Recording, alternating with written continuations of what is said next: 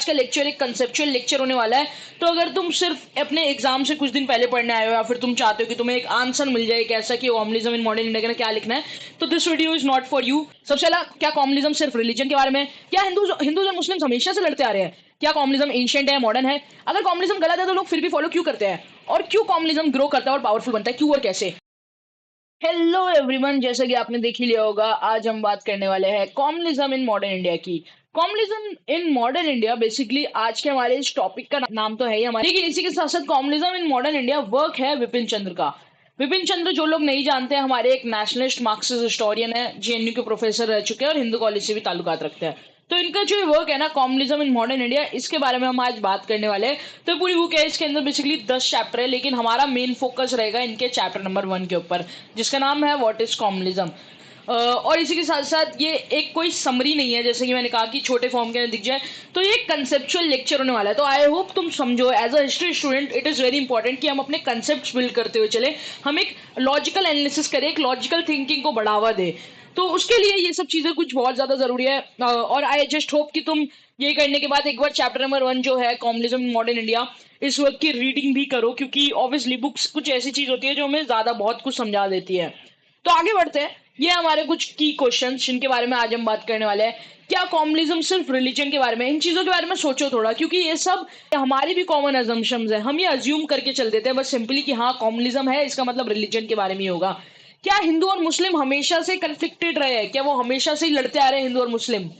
Communalism एक ancient चीज है या फिर एक मॉडर्न फिनोमेना है? तो क्या कॉम्युनलिज्म बहुत लंबे समय से चलता आ रहा है, कॉन्टिन्यूशन है मिडिवल कन्फ्लिक्ट की या एंशिएंट चीजों की, या फिर ये खुद में एक नया मॉडर्न फिनोमेना है? इसी के साथ साथ कॉम्युनलिज्म अगर फॉल्स है, अगर गलत है, क्योंकि कॉम्युनलिज्म को बिपिन चंद्र भी अपने वर्क के अंदर फॉल्स कॉन्शियसनेस कहेंगे आगे जो हम देखेंगे, तो अगर वो इतना गलत है कॉम्युनलिज्म, तो फिर भी लोग इसके अंदर क्यों बिलीव करते हैं? फिर हम बात करेंगे कि कैसे, किन वजहों की वजह से कॉम्युनलिज्म ग्रो करता है और पावरफुल बनता है। तो बेसिकली ये थे कुछ क्वेश्चन जो आज के इस लेक्चर की मदद से हम इनका आंसर जान पाएंगे। ये कुछ हमारी मोस्ट कॉमन अजम्पशंस हैं हम सबकी, और विपिन चंद्र के वर्क की मदद से हम इन्हें क्रिटिकली एग्जामिन करेंगे, इन हर एक चीज को, इन पांचों क्वेश्चंस को एक एक करके। तो ये लेक्चर आज का किसके लिए होने वाला है? अगर आप एक हिस्ट्री के स्टूडेंट है तो ये आपके लिए बहुत ज्यादा इंपॉर्टेंट होने वाला है, चाहे आप ग्रेजुएशन के स्टूडेंट हो या फिर पोस्ट ग्रेजुएशन के, it is important for you. आपकी कंसेप्चुअल क्लैरिटी के लिए, कंसेप्ट बिल्डिंग के लिए बहुत ज्यादा जरूरी है कॉम्युनिज्म को जानना। इसके साथ साथ अगर आप यूपीएससी एस्पिरेंट है ना, अगर आपका ऑप्शनल हिस्ट्री है, तो it is important for you, क्योंकि इससे क्वेश्चन आ सकता है। इसी के साथ साथ आई मस्ट से इंटरव्यू के अंदर भी टैकल करने के लिए बहुत सारे क्वेश्चन को आपको एक बेसिक अंडरस्टैंडिंग होना जरूरी है कॉम्युनिज्म की एज अ हिस्ट्री स्टूडेंट। अगर आप स्टूडेंट है पॉलिटिक्स के, मतलब पॉलिटिकल साइंस पढ़ने में दिलचस्पी रखते हैं, सोशोलॉजी पढ़ने में इंटरेस्ट रखते हैं, तो भी ये लेक्चर आपके लिए इंपॉर्टेंट है, क्योंकि ये समवट पॉलिटिक्स एंड सोसाइटी से भी कनेक्टेड है हमारा लेक्चर। इसी के साथ साथ अगर कोई भी प्रेजेंट डे कॉन्फ्लिक्ट समझना चाहता है तो उसके लिए भी ये लेक्चर बहुत ज्यादा इंपॉर्टेंट है। Present day conflict in the sense जैसे कि पार्टीशन हुआ, कैसे हिंदू मुस्लिम का पार्टीशन हुआ, और कहीं ना कहीं वो वाली कॉमलिस्ट माइंडसेट हमें देखने को मिलता है, उसके पीछे भी वन ऑफ द फैक्टर्स में से, आई एम नॉट सेइंग कि पार्टीशन हुआ ही पूरा कॉम्युनिज्म की वजह से, but it is one of the important factors in that. और इसी के साथ साथ अगर आप न्यूज देखते हो तो आपको पता होगा आए दिन ऐसे दो रिलीजियस कम्युनिटीज के बीच के अंदर कन्फ्लिक्ट्स देखना बहुत आम बात है। तो उनको हम समझने की कोशिश करेंगे कि क्या है वो, कितने हद तक सही है कन्फ्लिक्ट्स, कितने हद तक ये रियलिटी शो करते हैं, कितने हद तक ये फॉल्स है। इसी के साथ if you are following news, तो रिसेंटली 2026 के अंदर ही होली के टाइम पे, मार्च के टाइम पे, होली के दौरान दिल्ली के उत्तम नगर के अंदर भी एक ऐसा ही हमें एक कॉमनल टेंशन देखने को मिला था। तो ऐसे कुछ कॉन्फ्लिक्ट्स की जड़ों के बारे में हम बात करेंगे, रूट समझने की कोशिश करेंगे और समझेंगे। तो आगे बढ़ते हैं। ये रहा हमारा रोड मैप, क्या पढ़ने वाले हैं हम। तो बेसिकली मैंने इस लेक्चर को दो पार्ट में डिवाइड किया है, क्योंकि मैंने पहले ही बता दिया ये समरी नहीं है, कंसेप्चुअल लेक्चर है। तो पार्ट 1 अभी रहेगा, पार्ट 1 को अभी हम डिस्कस करने वाले हैं, और पार्ट 2 आएगा 3 से 4 दिन के अंदर। पार्ट 1 के अंदर सब सेक्शन है 3, जिसके अंदर सबसे पहले हम बात करेंगे डेफिनेशन एंड बेसिक अजम्पशंस की। फिर हम बात करेंगे communal tension and communal politics के बीच के डिफरेंस की, और क्या ज्यादा इंपॉर्टेंट है। फिर हम बात करेंगे नेचर ऑफ कॉम्युनिज्म की, जो हमने पहले स्टार्टिंग में क्वेश्चन किया था ना कि कॉम्युनिज्म क्या मॉडर्न है या फिर एंशिएंट है, एंशिएंट फिनोमेना है, तो इसके बारे में हम बात करेंगे कि आखिर में है क्या कॉम्युनिज्म। 2 के अंदर हम समझेंगे कैसे ग्रोथ हुई है कॉम्युनिज्म की, तो जिसके अंदर हम बात करेंगे सबसे पहले फॉल्स कॉन्शियसनेस की और फॉल्स कॉन्शियसनेस से रिलेटेड टॉपिक्स की, एंड फिर हम बात करेंगे growth and spread of communism के बारे में, कि कैसे ग्रो करता है और स्प्रेड करता है कॉम्युनिज्म। तो इसी के साथ साथ आई होप तुम्हें समझ में आ गया हो कि आज हम ये तीनों चीजें डिस्कस करने वाला, हमारा मेन फोकस इनके ऊपर रहेगा और यही हमारे बेसिक्स स्ट्रॉन्ग करते हैं। तो आई होप तुम ये लेक्चर पूरा देखो। तो चलते हैं अब हमारे पार्ट 1 की तरफ। उससे पहले ये है हमारी बुक का कंटेंट। जो बुक है communism in modern India Vipin Chandra की। तो ऐसे ये 10 चैप्टर है कुल मिला के, लेकिन मेरा फोकस आज के इस चैप्टर पर रहने वाला है, chapter number 1, what is communism.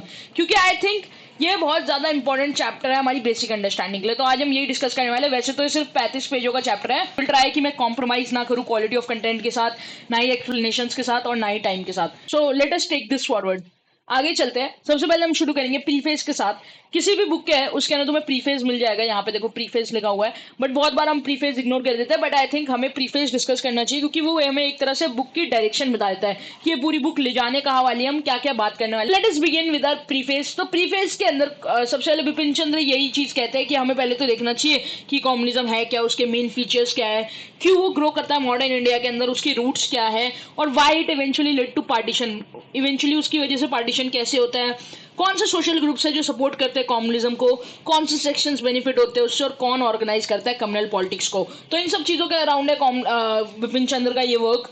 तो इसलिए कैसे कम्युनिज्म है ना, वो कोई नेचुरल या फिर नॉट इनएविटेबल नहीं है रिजल्ट इंडियन हिस्ट्री का। तो ऐसा कुछ भी नहीं है कि कम्युनिज्म कोई नेचुरल चीज है या फिर इनएविटेबल है, उसे नहीं रोका जा सकता था। ये दोनों ही गलत है, क्योंकि उन्होंने यहाँ पे लिख रखा है not, communism is not natural या फिर inevitable result of Indian history. Instead वो आर्ग्यू करते हैं कि कम्युनिज्म है ना, वो डेवलप हुआ है कॉलोनियल पीरियड के दौरान, और इन्फ्लुएंस होता है वो बहुत सारी उस टाइम की social conditions, economic competition, political development and ideological propaganda की वजह से। तो इन सब चीजों का इन्फ्लुएंसेस रहता है कॉलोनियल पीरियड के ना, जिसकी वजह से हमें कम्युनिज्म का डेवलपमेंट देखने को मिल रहा है। बट बिपिन चंद्र ये भी बताते हैं कि ये सिर्फ कॉन्स्पिरेसी नहीं है। तो इसे सिर्फ ऐसा मत सोचना कि सिर्फ ब्रिटिशर्स ने कॉन्स्पिरेसी कर दी और कम्युनिज्म आ गया, ऐसा कुछ नहीं है। बहुत सारी सोशल फोर्सेस भी हैं इंडियन सोसाइटी के अंदर जो उसकी मदद करती है ग्रो करने में। तो एक तरह से विपिन चंद्र बता रहे हैं कि कैसे कम्युनिज्म का कोई मोनोकॉजल एक्सप्लेनेशन नहीं हो सकती। मतलब मोनो मतलब एक सिंगल, कॉजल मतलब कॉज है ना, कि एक मोनोकॉजल एक्सप्लेनेशन नहीं हो सकती कि क्यों हुआ है क्यों डेवलप हुआ है कम्युनिज्म। तो उसकी कोई सिर्फ एक एक्सप्लेनेशन नहीं है या फिर एक सॉल्यूशन नहीं है ना। ये एक बहुत ज्यादा कॉम्प्लेक्स हिस्टोरिकल फिनोमिना है कम्युनिज्म, और उसके बहुत सारे फैक्टर्स है, और कुछ फैक्टर्स ज्यादा डिसिसिव है, ज्यादा इंपॉर्टेंट है दूसरे फैक्टर्स से। तो बेसिकली इतना समझना है बस कि कम्युनिज्म कोई नेचुरल या फिर नॉट इनएविटेबल चीज नहीं है। इनएविटेबल का मतलब होता है जिसे नहीं रोका जा सकता था। तो वो ऐसा कह रहे कि ऐसा नहीं था कि कम्युनिज्म को नहीं रोका जा सकता था, उसे रोका जा सकता था इवेंचुअली। और कम्युनिज्म डेवलप करता है कब, कॉलोनियल पीरियड के ना इन्फ्लुएंस होता है इन चार कंडीशंस की वजह से। आगे बढ़ते हैं और क्या कहते हैं विपिन चंद्र। तो विपिन चंद्र बताते हैं उनका फोकस जो है इस वर्क के अंदर वो है रिलेशनशिप के ऊपर, कम्युनिज्म एंड कॉलोनिज्म के बीच में। तो communism as a political ideology and colonialism जो ब्रिटिश कॉलोनिज्म चल रहा है, उन दोनों के बीच में क्या रिलेशन है वो उसके बारे में बात करना चाहते हैं कि क्या ब्रिटिशर्स के आने की वजह से कम्युनिज्म डेवलप हुआ है। इसके अंदर वो बात उनका फोकस रहता है कि ऐसे फेलियर हो जाता है नेशनल मूवमेंट का, जो इंडियन नेशनल मूवमेंट है उसका फेलियर है कंट्रोल करने के लिए इन कॉमनल पॉलिटिक्स को, जिसकी वजह से इवेंचुअली हमें पार्टीशन देखने को मिलेगा। इसमें सबसे पहले इंपॉर्टेंट पॉइंट जो बिपिन चंद्र बताते हैं वो ये है कि कम्युनिज्म है ना, हिंदू और मुस्लिम दोनों फॉर्म्स के एग्जिस्ट किया करता है। तो बता दें कि कम्युनिज्म सिर्फ लिमिटेड नहीं है सिर्फ एक रिलीजन के अंदर, कि सिर्फ एक ही रिलीजन में आपको कम्युनिज्म देखने को मिलेगा, ऐसा कुछ भी नहीं है। वो एग्जिस्ट करता है अलग अलग फॉर्म के अंदर, कम्युनिटी के अंदर, सेम लॉजिक के साथ, both Hindu and Muslim forms. क्योंकि आज तक है ना, मैंने भी तब कम्युनिज्म नहीं पढ़ा तो मेरे को भी लगता था कि कम्युनिज्म सिर्फ मुस्लिम कम्युनिज्म होता है, but we are wrong. Hindu communism भी होता है, क्योंकि वो एक सेम लॉजिक के साथ एग्जिस्ट कर रहा है। उसको कोई मतलब नहीं कि कौन सी कम्युनिटी है, वो बस एक रिलीजन के बेसिस पे एग्जिस्ट कर रहा है, और उसी के साथ साथ उसका एक बेसिक सा लॉजिक है रिलीजन वाला ही, जो हम आगे बात करेंगे कि लॉजिक क्या है कम्युनिज्म का। इस टेंशन बताते हैं कैसे कम्युनिज्म है ना वो सेम नहीं है सेपरेटिज्म से। मतलब communism is not equal to separatism. उल्टा सेपरेटिज्म जो है ना वो लास्ट फेज है मुस्लिम कम्युनिज्म का, क्योंकि मुस्लिम कम्युनिज्म चलता आ रहा है, मतलब ये ब्रिटिश कॉलोनियल पीरियड के अंदर, कॉलोनियल पीरियड में चल रहा है कम्युनिज्म, है ना, मुस्लिम हो चाहे हिंदू हो। लेकिन सेपरेटिज्म जो है वो लास्ट फेज है मुस्लिम कम्युनिज्म का, ना कि स्टार्टिंग पॉइंट। तो बताते हैं कैसे अंटिल 1937-38 तक कोई भी सेपरेटिज्म था ही नहीं यहाँ पे। तो यहाँ पे लिखा हुआ है कैसे हिंदू और मुस्लिम कम्युनिस्ट जो दोनों है वो सपोर्ट किया करते थे हिंदू मुस्लिम यूनिटी के लिए और यूनाइटेड इंडिया नेशन के लिए। तो इनके ना कोई भी सेपरेटिस्ट टेंडेंसी थी ही नहीं। तो communism is not equal to separatism. हर बार ये नहीं होता कि अगर कोई कम्युनिस्ट है तो वो सेपरेटिस्ट है। कैसे कोई हिंदू वर्सेस मुस्लिम नहीं है, बल्कि communal ideology versus secular ideology है। कैसे इन दो आइडियोलॉजी के बीच में खींचतान है, जो कि एक तरफ है हमारी कॉमनल आइडियोलॉजी और एक तरफ है सेकुलर नेशनलिज्म वाली आइडियोलॉजी। इन दोनों के बारे में बात करेंगे आगे चल के हम। तो फिर बिपिन चंद्र डिस्कस करते हैं कैसे कम्युनिज्म सिर्फ एकमात्र ऐसी आइडियोलॉजी नहीं है जो डिवाइड करती है, डिविसिव मतलब डिवाइड करने वाली आइडियोलॉजी सोसाइटी को, बल्कि और भी डिविसिव आइडियोलॉजी है, जैसे कि कास्टिज्म, रीजनलिज्म, लिंग्विज्म। तो ये सब जो आइडियोलॉजीज है ना, ये डिवाइड करती है सोसाइटी को, एम्फोसाइज करते हैं कि ग्रुप आइडेंटिटी ज्यादा जरूरी है इनके लिए, ग्रुप आइडेंटिटी इनके लिए ज्यादा जरूरी है ब्रॉडर यूनिटी से। तो बेसिकली इन सब आइडियोलॉजी का क्या मानना है कि ग्रुप आइडेंटिटी के ऊपर ज्यादा फोकस होना चाहिए। इन आइडियोलॉजीज के बीच में कुछ सिमिलैरिटीज है, जैसे कि ये मोबिलाइज करती है लोगों को आइडेंटिटी के बेसिस के ऊपर, पॉलिटिकल कॉम्पिटिशन करती है ग्रुप के बीच में, है ना, एक तरह से पॉलिटिकल कॉम्पिटिशन देखने को मिलता है तुम्हें अलग अलग ग्रुप्स के बीच में, और क्लेम करती है कि एक स्पेशल इंटरेस्ट होना चाहिए इस पर्टिकुलर कम्युनिटी के लिए। बट कॉम्युनिज्म और इन डिविसिव आइडियोलॉजीज के बीच में एक डिफरेंस है, एकमात्र वो ये है कि कॉम्युनिज्म एक ऑल इंडिया डिविसिव आइडियोलॉजी है। मतलब कॉम्युनिज्म एक मात्र ऐसी आइडियोलॉजी है जो तुम्हें इंडिया के अंदर, पूरे इंडिया के अंदर देखने को मिलेगी, रेदर देन कोई कुछ कुछ जगहों पे। लेकिन फिर भी कॉम्युनिज्म यूनिक नहीं है इंडिया के अंदर, जैसे कि बिपिन चंद्र बताते हैं, ना ही इंडियन सोसाइटी के अंदर। ऐसी ही कुछ आइडेंटिटी बेस्ड पॉलिटिकल कन्फ्लिक्ट्स हमें बहुत सारे पार्ट ऑफ वर्ल्ड में भी देखने को मिलते हैं, बहुत सारी अलग अलग जगहों पे भी हमें ऐसे आइडेंटिटी बेस्ड पॉलिटिकल कन्फ्लिक्ट देखने को मिलते हैं। बहुत सारे एग्जाम्पल्स देते हैं, जैसे जो फासिस्ट आइडियोलॉजी है यूरोप की, ये और कॉम्युनिज्म दोनों फोकस करते हैं क्रिएट करने में एक ऐसी आइडेंटिटी जो अस वर्सेस देम की थिंकिंग क्रिएट करती है, मोबिलाइज करती है मास सपोर्ट को इमोशनल प्रोपेगेंडा के थ्रू। तो ये था कुछ बेसिक्स। इसी के साथ साथ वो अलग अलग रिलीजियस कन्फ्लिक्ट के बारे में बात करते हैं फासिस्ट आइडियोलॉजी के अलावा, कैसे कैथलिक वर्सेस प्रोटेस्टेंट है नॉर्थ आयरलैंड के अंदर एक रिलीजियस कन्फ्लिक्ट, मिडिल ईस्ट के अंदर लेबनान के अंदर क्रिश्चियन और मुस्लिम जो है उनका आपस में रिलीजियस कन्फ्लिक्ट चल रहा है। साथ एथनिक कन्फ्लिक्ट है तामिल एंड सिन्हालास के बीच में श्रीलंका के अंदर, इससे हम बहुत ज्यादा वेल अवेयर है। बिपिन चंद्र बात करते हैं कैसे मिडिल क्लास का भी रोल है यहाँ पे, क्योंकि वो कम्पीट करते हैं जॉब्स के लिए, पॉलिटिकल रिप्रेजेंटेशन के लिए और सोशल इन्फ्लुएंस के लिए, जो एक तरह से आइडेंटिटी पॉलिटिक्स को, आइडेंटिटी के बेसिस पे जो पॉलिटिक्स की जा रही है उसे एक तरह से टूल बनाता है मोबिलाइजेशन का। अब ये थोड़ा इंपॉर्टेंट है तुम्हारे लिए समझना, वो भी लॉजिक के लिए, नॉट फॉर नोट्स। ये तुम्हारे समझने के लिए बहुत ज्यादा जरूरी है कि कैसे आइडेंटिटी पॉलिटिक्स है उसको टूल की तरह यूज किया जाता है मोबिलाइजेशन के। इसी असर विपिन चंद्र का इस वक्त के अंदर फोकस रहेगा प्री 1947 कॉलोनियल पीरियड के अंदर, क्योंकि उनका मानना है कि 1947 के बाद बहुत ज्यादा मेजर चेंज आया, क्योंकि पार्टीशन ऑफ इंडिया हो जाता है और एक नया पॉलिटिकल और सोशल कंटेक्स्ट हमें देखने को मिलता है। तो इनका ये जो वर्क है प्री 1947 के ऊपर पूरा का पूरा फोकस है। आई होप तुम्हें प्रीफेस से समझ में आया होगा ये सब चीजें, कुछ बेसिक्स। तो हमने बात की दो तीन चीजों की बस। सबसे पहले कि कॉम्युनिज्म कैसे नेचुरल या फिर इनएविटेबल नहीं है इंडियन हिस्ट्री के अंदर, है ना। बहुत दो चीजें है इसके ना, ब्रिटिशर्स का भी रोल है और उसके साथ साथ इंडियन सोसाइटी की भी सोशल फोर्सेज है जिसने इसे हेल्प किया ग्रो करने में। और ये सिर्फ एक फैक्टर नहीं है, बहुत सारे फैक्टर है और बहुत सारे सॉल्यूशंस है। इसी के साथ साथ उनका फोकस रहता है कि कॉम्युनिज्म एंड कॉलोनिज्म के बीच में क्या क्या क्या रिलेशनशिप है। इसी ऐसे वो बताते हैं कैसे कॉम्युनिज्म हिंदू और मुस्लिम फॉर्म्स दोनों के अंदर एग्जिस्ट करता है, और communism is not equal to separatism. I hope तुम ये समझ गए हो। और सिर्फ वो लास्ट फेज है मुस्लिम कॉम्युनिज्म का, अंटिल एंड अनलेस 1937 1938 तक। इसी के साथ साथ वो बताते हैं कैसे कम्युनिज्म के अलावा ऐसे भी और सारी डिविसिव आइडियोलॉजीज है, डिवाइडिंग आइडियोलॉजीज है, कास्टिज्म, रीजनलिज्म एंड लिंग्विज्म। तो इसी कैसे बताते हैं लेकिन कैसे कम्युनिज्म एक ऑल इंडिया डिविसिव आइडियोलॉजीज है। और इसके ऐसे तो एग्जांपल्स देते हैं और भी, आइडेंटिटी बेस्ड पॉलिटिकल कन्फ्लिक्ट का, फासिस्ट आइडियोलॉजी होगा यूरोप के अंदर, रिलीजियस कन्फ्लिक्ट हो गया आयरलैंड का, लेबनान का, एथनिक कन्फ्लिक्ट हो गया श्रीलंका का। इसी के असर वो बताते हैं कैसे आइडेंटिटी पॉलिटिक्स को यूज किया जाता है एक टूल फॉर मोबिलाइजेशन के लिए। नाउ अब बढ़ते हैं हमारे चैप्टर नंबर 1 की तरफ। हमने प्रीफेस समझ लिया, आई होप तुम्हें एक बेसिक अंडरस्टैंडिंग होगी कि बिपिन चंद्र इसके ना बात करने वाले हैं। अब इन्हीं चीजों का आर्गुमेंट्स हमें बस बढ़ चढ़ के मिलेगा और कुछ नई नई इन्फॉर्मेशन मिलती जाएगी जिनके बारे में हम बात करेंगे। Let us begin with this chapter number 1, what is communism। तो सबसे पहले विपिन चंद्र एक ये जो चैप्टर नंबर 1 है ना, ये 5 सेक्शंस का डिवाइडेड है, इसी वजह से हमने इसे 5 अलग अलग सब टॉपिक्स का डिवाइड किया है, जिसके अंदर 3 सब टॉपिक्स के बारे में इस पार्ट के अंदर बात करने वाले और 2 सब टॉपिक्स बाद में, जिस फॉल्स कॉन्शियसनेस एंड कैसे ग्रोथ एंड स्प्रेड होती है कम्युनिज्म का। तो सबसे पहले शुरू करते हैं हम अपने डेफिनेशन एंड बेसिक अजम्पशंस के साथ कि क्या है कम्युनिज्म। तो विपिन चंद्र बताते हैं कम्युनिज्म एक ऐसा बिलीव है कि जो ग्रुप ऑफ पीपल है जो सेम रिलीजन से बिलोंग करते हैं, मतलब एक ही रिलीजन से बिलोंग करने वाले बहुत सारे लोग जो है उनके एक common secular and religious interest होगा। सबसे पहले सेकुलर से क्या मतलब है? सेकुलर इंटरेस्ट मतलब इकोनॉमिक, एक सेकेंड, इकोनॉमिक, पॉलिटिकल और सोशल इंटरेस्ट, है ना। तो अब इससे बेसिकली हम समझते क्या है, उनका मानना यह है कि कम्युनिज्म एक ऐसा बिलीव है जहाँ पे ग्रुप ऑफ पीपल अगर वो सेम रिलीजन से बिलोंग कर रहे हैं, फॉर एग्जांपल ये एक्स रिलीजन से बिलोंग कर रहे हैं, तो इन सबके इंटरेस्ट जो है common secular and common religious interest होंगे। तो सबसे पहली अजम्पशन ये है क्या, तो कम्युनिज्म बेसिकली एक ऐसी पॉलिटिकल आइडियोलॉजी बिलीव किया जाता है कि ग्रुप ऑफ पीपल अगर उनका सेम रिलीजन है तो उनके same common secular and religious interest होंगे। इसी के साथ साथ कम्युनिस्ट जो है वो अज्यूम करते हैं कि हर कम्युनिटी है ना वो होमोजेनस एंड कोहेसिव यूनिट है, मतलब अपने में ये ऐसे जैसे होमोजेनस एंड कोहेसिव यूनिट है, अपने में ही हर कम्युनिटी, और उनके उनके पास अपनी सेपरेट हिस्ट्री है, उन्होंने एक सेपरेट पॉलिटिकल एंटिटी की तरह क्रिएट किया जाना चाहिए। तो बेसिकली ये लोग बता रहे हैं कि हर कम्युनिटी है ना, वो खुद में एक कंप्लीट ऑर्गेनिक है, सेल्फ सफिशिएंट यूनिट है, कंप्लीट ऑर्गेनिक होल और सेल्फ सफिशिएंट यूनिट है, और एक साथ काम करती है, एक्ट करती है टुगेदर। इसी साथ इनके बेसिकली ये कुछ अजम्पशंस है जो बता रहे विपिन चंद्र बताते नहीं कि हाँ यही है, वो बता रहे बेसिकली कि कम्युनिस्ट माइंडसेट कैसे सोचता है, कम्युनिस्ट अजम्पशंस क्या है। तो बताते हैं कैसे कॉमनल आइडियोलॉजी के अकॉर्डिंग इंडियन नेशन जो है वो एक मेयर, एक कन्फेडरेशन है, बहुत सारे रिलीजियस कम्युनिटीज को मिला के बना है इंडियन नेशन, उनके अकॉर्डिंग अकॉर्डिंग कॉमनिस्ट का ये मानना है कि जो सबसे ज्यादा मीनिंगफुल डिस्टिंक्शन है ना लोगों के बीच में, सबसे ज्यादा मीनिंगफुल डिफरेंस है जो लोगों के बीच में, वो उनके रिलीजन के बेसिस पे, ना कि सोशल, इकोनॉमिक या फिर कल्चरल फैक्टर्स के बेसिस पे।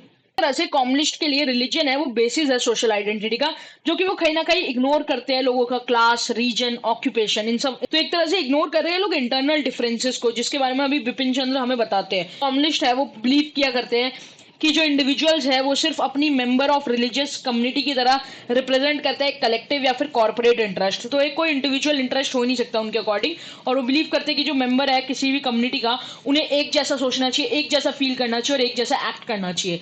अब ये तुम खुद सोचो as a person, as a individual, कि तुम एक एक्स रिलीजियस कम्युनिटी से बिलोंग करते हो, क्या तुम अपने ही सेम कम्युनिटी या फिर रिलीजियस कम्युनिटी वाले लोगों की तरह सेम सोचते हो, सेम फील करते हो और सेम एक्ट करते हो? Is it right? ये अजम्पशंस है, इसलिए ही बिपिन चंद्र इन्हें अजम्पशंस कह रहे हैं कि वो अज्यूम कर रहा है, कम्युनिज्म अज्यूम कर रहा है कि इंडियन नेशन जो है वो एक रिलीजियस कम्युनिटीज का कन्फेडरेशन है ना। इसके असर वो अज्यूम कर रहा है कि हर कम्युनिटी होमोजेनियस और कोहेसिव यूनिट है, उनकी अपना सेपरेट हिस्ट्री और सेपरेट पॉलिटिकल एंटिटी है। बट हाउ, ये वो एक्सप्लेन नहीं कर रहा, बस वो बता रहा है कि हाँ भाई ये है। जैसे कम्युनिज्म बिलीव कर रहा है कि ग्रुप ऑफ पीपल जो सेम रिलीजन है उनके सेम कॉमन रिलीजियस और सेकुलर इंटरेस्ट है। हाउ मतलब बहुत ज्यादा वेग है, हाउ कैसे, तुम इसे प्रूफ तो करो, वो वाली चीज।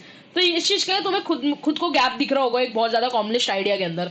इसके साथ कॉमनिज्म अज्यूम करता है कि सारे बेनिफिट्स या फिर चॉइसेस है इंडिविजुअल्स की, वो उसके रिलीजियस कम्युनिटी के बेसिस के ऊपर होनी चाहिए, उसी फ्रेमवर्क के अंदर अंदर होने चाहिए।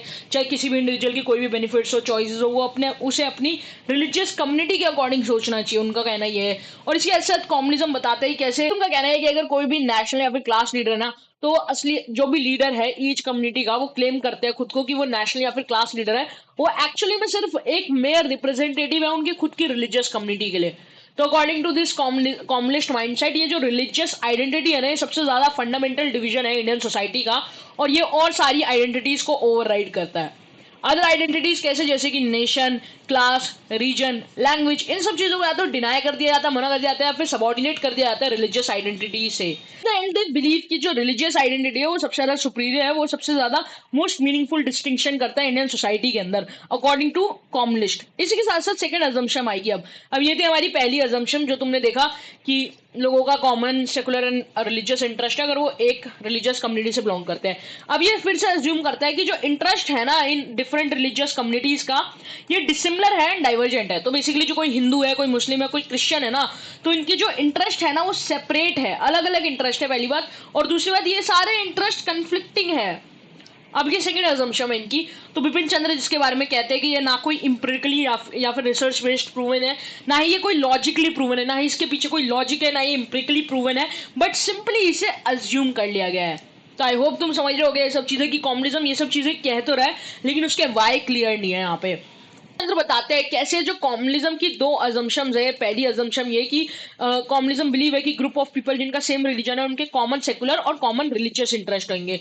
और दूसरी ये कि ये जो इंटरेस्ट है अलग अलग रिलीजियस कम्युनिटी के डिसिमिलर है एंड डाइवर्जेंट है, एक तरह से कंफ्लिक्टिंग इंटरेस्ट है। तो ये दोनों अजम्पशंस मिलकर बनाती है बेसिक फ्रेमवर्क कॉमनल आइडियोलॉजी का। अब जो बेसिक फ्रेमवर्क है कॉमनल आइडियोलॉजी का, यही कोई लॉजिकली या फिर इंपेरिकली प्रूवन नहीं है, तो we can question communism then कि कॉम्युनिज्म फिर है क्या असलियत के ना, क्योंकि ये तो नहीं है कॉम्युनिज्म। क्योंकि ऐसा कैसे हो सकता है कि अगर सिर्फ कोई एक्स पर्सन एक रिलीजियस कम्युनिटी से बिलोंग करता है तो उसकी सोच उन सभी लोग जैसी होगी जो उसकी रिलीजियस कम्युनिटी से बिलोंग करता है। वो एक तरह से इंटरनल डिविजन को इग्नोर कर रहे हैं, वो इग्नोर कर रहे हैं क्लास, रीजन, ऑक्यूपेशन जैसी चीजों को, कि कितने ज्यादा डिफरेंसेस होते हैं रियलिटी के ना, रियल लाइफ डिफरेंसेस शो होते हैं वो सब चीजों को। सेकंड, वो ये कह दे रहे हैं कि बस इंटरेस्ट तो डिफरेंट है एक दूसरे के, है ना, कि सेम इंटरेस्ट है एक रिलीजियस कम्युनिटी के, और इन दोनों रिलीजियस कम्युनिटी के इंटरेस्ट एक दूसरे से कन्फ्लिक्टिंग इंटरेस्ट है, ये लोग हॉस्टाइल है एक दूसरे से इसी वजह से।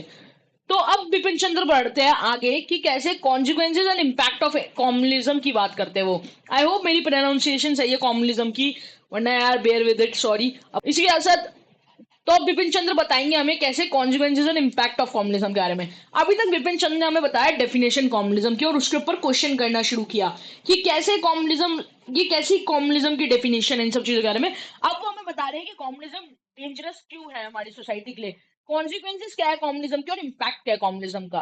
तो विपिन चंद्र बताते हैं कैसे ये जो डिफरेंसेस है ना, जो तुमने डिफरेंसेस बता दी कि एक कम्युनिटी और दूसरी कम्युनिटी के बीच में उनके इंटरेस्ट में डिफरेंसेस है, डिसिमिलर है, डाइवर्जेंट है, उनको कैसे इजीली ट्रांसफॉर्म कर दिया जाता है कॉन्फ्लिक्ट एंड हॉस्टिलिटी के अंदर बिना किसी कंक्रीट प्रूफ के। तो विपिन चंद्र का मेन कहना ये है कि प्रूफ ही नहीं है इन सब चीजों का, ये जो लॉजिक्स बना रहे हैं, लॉजिक्स तो है ही नहीं सॉरी, ये जो अपनी स्टेटमेंट्स दे रहे कॉम्युनिस्ट थिंकिंग या फिर जो अज्यूम करिए, इन सबके कोई कॉन्फ्लिक्ट कंक्रीट प्रूफ नहीं है, ये सिंपली अज्यूम्ड चीज है। तो विपिन चंद्र इसके अंदर इस वर्ड का यूज करते हैं अपने वक्त के ना, स्लीट ऑफ हैंड, जिसका मतलब वो यहाँ पे बताना चाहते हैं कि कैसे एक डिसऑनेस्ट लॉजिकल जंप हुआ है डिफरेंसेस से एंटागोनिज्म की तरफ, कि मतलब सिर्फ अगर दो चीजों के अंदर डिफरेंस है तो एंटागोनिस्ट है ना, मतलब वो एक दूसरे के खिलाफ है, एक दूसरे से हॉस्टाइल एक दूसरे के लिए।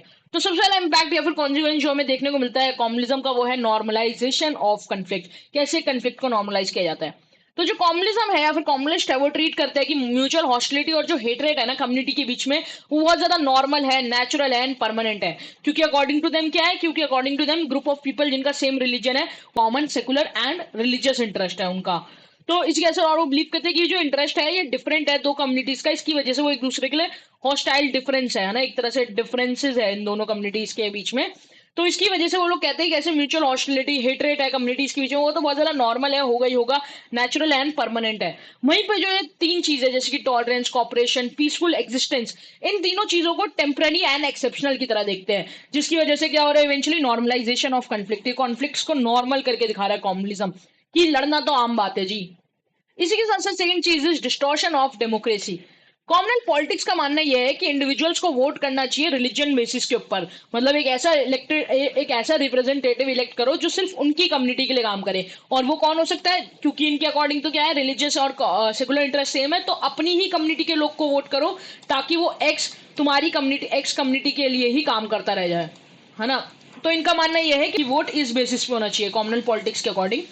According to this communism, democracy जो है उसे इंटरप्रेट किया जाता है मेजोरिटी कम्युनिटी के रूल के द्वारा, कि जो डेमोक्रेसी है ना वो कुछ नहीं है, बस मेजोरिटी का रूल है। इसके ऐसा डोमिनेशन होती है मेजोरिटी की और सप्रेशन होता है माइनॉरिटी की कम्युनिटी का।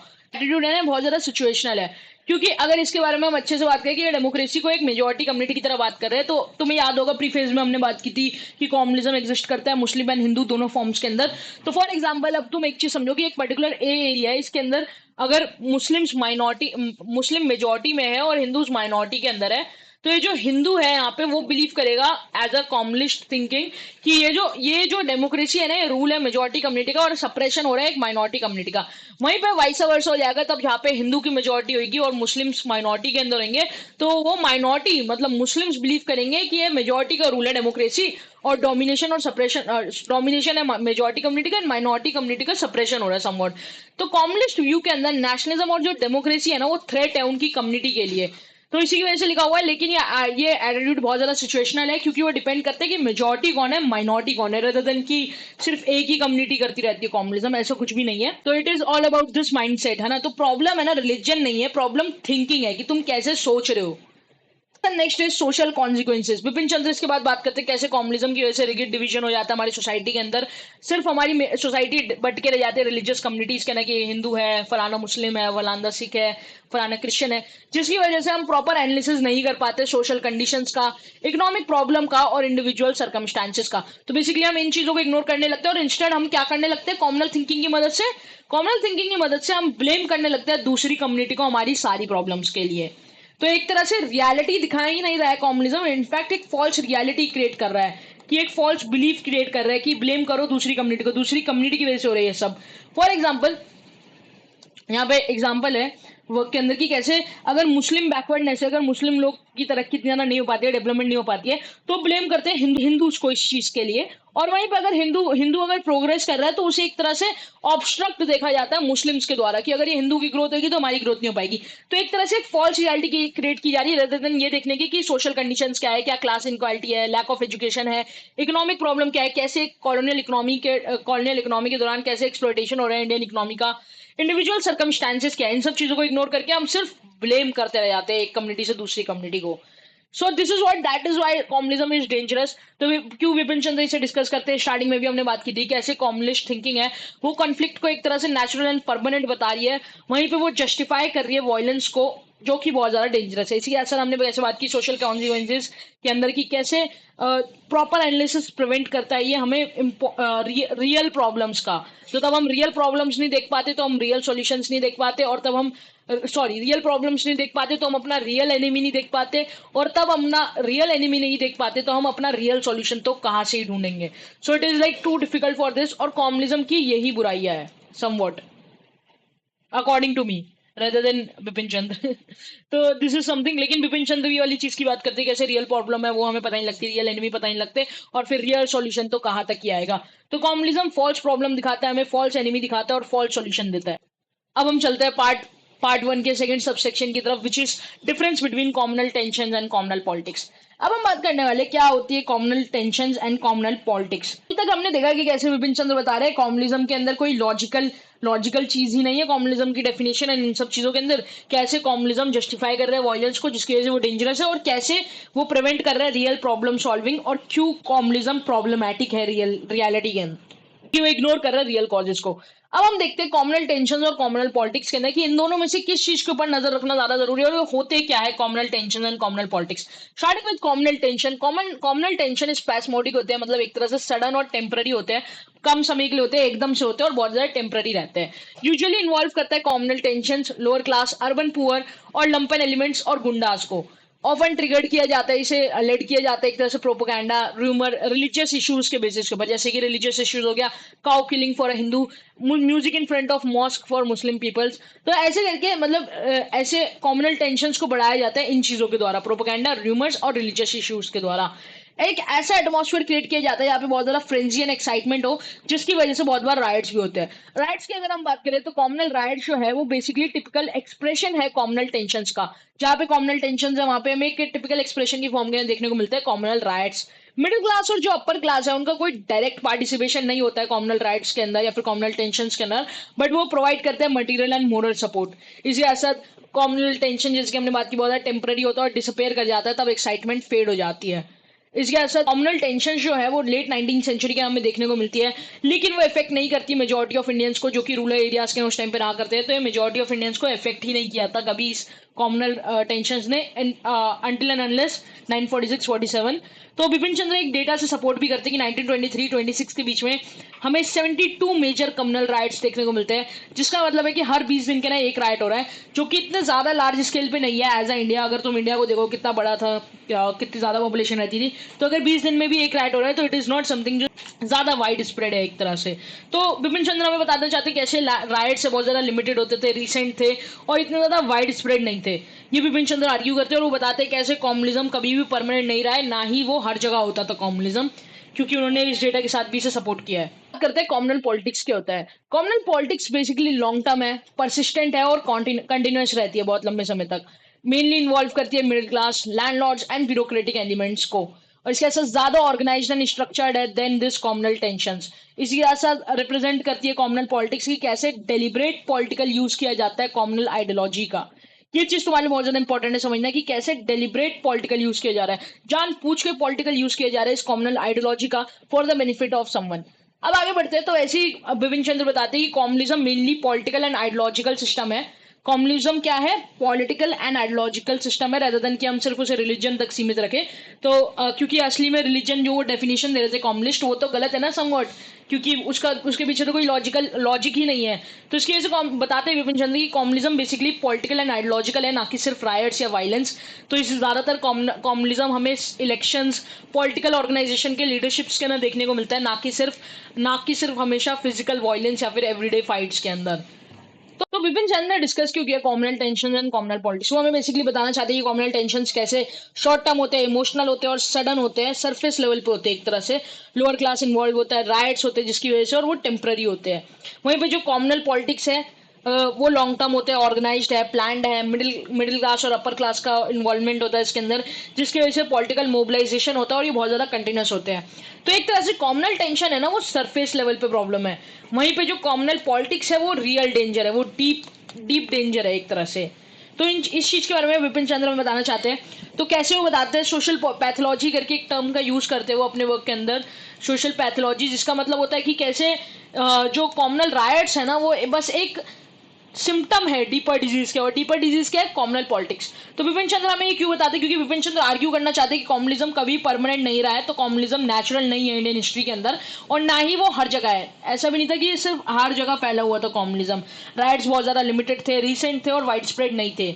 तो असली डेंजर जो है वो कॉमनल पॉलिटिक्स है, एज वी हैव डिस्कस्ड। बढ़ते हैं, विपिन चंद्र हमें बताते हैं कि कैसे शॉकिंग रियलिटीज है कॉमनिज्म की। वो बताते हैं कैसे कॉमनल कन्फ्लिक्ट्स है वो पॉलिटिकल होते थे, ना कि पर्सनल। क्योंकि जो पर्सनल रिलेशंस है लीडर्स के बीच में, दो कम्युनिटीज के लीडर्स के बीच में, डिफरेंट रिलीजियस कम्युनिटीज के लीडर्स के बीच में, वो बहुत ज्यादा फ्रेंडली रहते थे। इवन अगर उन्होंने इलेक्शंस लड़ा हो कॉमनल लाइंस के बेसिस के ऊपर, रिलीजन के बेसिस के ऊपर, कि मैं इस फलाना कम्युनिटी के लिए काम करूंगा, आप मेरे को वोट दीजिए, मैं आपकी कम्युनिटी को रिप्रेजेंट करता हूँ, वट एवर इट इज, तो फिर भी वो लोग दूसरी रिलीजियस कम्युनिटी के लीडर्स के साथ अच्छे रिलेशंस बना के रखते थे। राइट्स है वो सडन है, टेम्पररी और इमोशनल होते थे, जैसा हम जानते हैं, और ये मेन पार्ट नहीं है कॉमनिज्म का। इट इज द इंपॉर्टेंट चीज कि कॉमनल राइट्स या फिर communal tension are not main part of communism.